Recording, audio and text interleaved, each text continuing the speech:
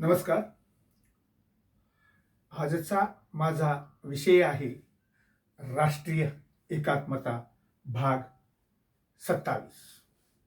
काही लोक मला सांगतात, सर, आपल्यापेक्षा चीन श्रीमंत देश का आहे हे मला सांगतात आणि कारण सांगतात की भारताच्या क्षेत्रफळापेक्षा चीनचे क्षेत्रफळ जास्त आहे, म्हणून चीन हा देश भारत देशापेक्षा श्रीमंत आहे.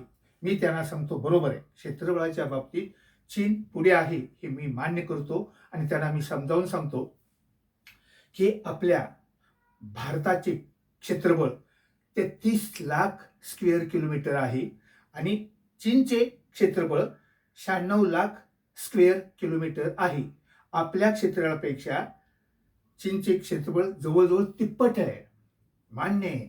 परंतु आता मी जे काही सांगतोय ते लक्षात ठेवा की चीनचे जे क्षेत्रफळ आहे त्यातील पिकाऊ जमीन, धान्य निर्माण करणारी जमीन फक्त 11%, बाकीचं वाळवंट आहे, 11%.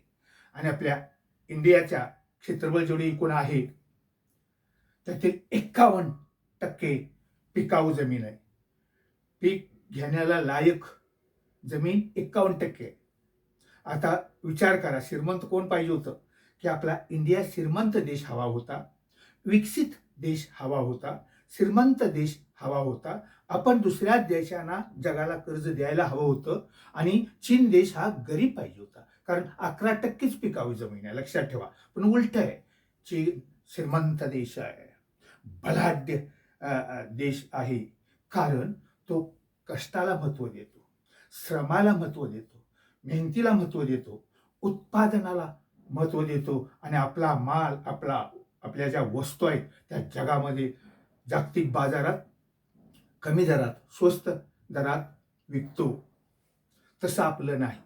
आणि म्हणून मी म्हणतो, आपल्या भारताचा सर्वांगीण विकास व्हायचा असेल तर आपण सर्वांनी आपल्या भारत देशावर प्रेम करायला हवं व वस्तू घेताना स्वदेशी वस्तू, स्वदेशी माल याला प्रथम पसंती दिली पाहिजे, पहिली पसंती दिली पाहिजे व आपला माल, भारतीय माल, स्वदेशी वस्तू खरेदी केली पाहिजे. तरच आपल्या भारताचा सर्वांगीण विकास होईल, लक्षात ठेवा.